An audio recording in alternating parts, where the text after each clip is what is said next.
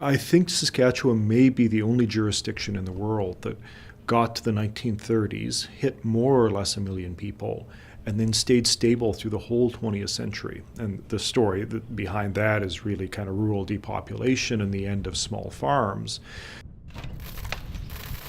When we surged in population again, starting kind of around 2007 with newcomers, if you spend time in Newfoundland, it's a province expecting its population to decline by perhaps 20%.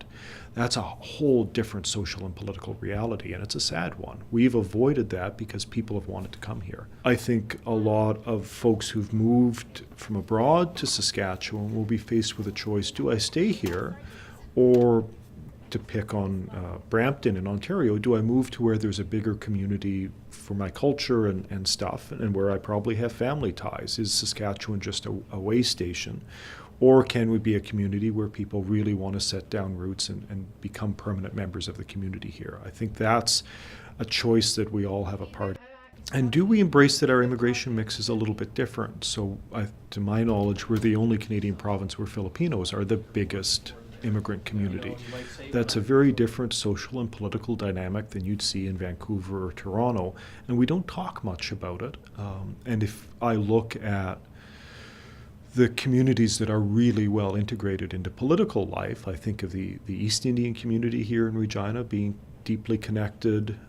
You're seeing some of the Sikh folks get involved in politics, but you're not seeing involvement from what's actually our biggest immigrant community. And I don't know the reasons for that, but it's certainly something noteworthy.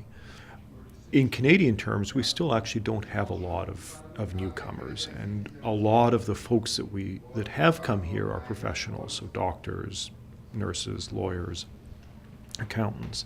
That's the easiest group to integrate. And part of the success story of Canadian integration overall has been that's what immigration means to us, has been highly educated, frankly somewhat westernized immigrants.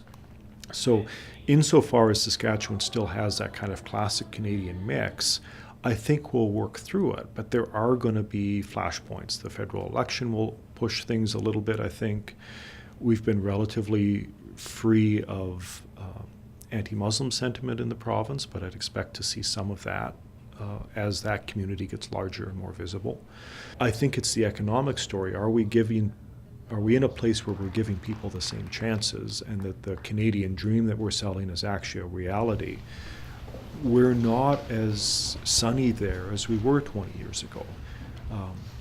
But if we're not actually delivering on that dream, we really do, I think, need to take a look at how we're admitting people, where we're admitting people, and perhaps how many. Right? I don't think it's fair to have doctors driving cabs because we just decided to let more doctors than we can actually employ as doctors in.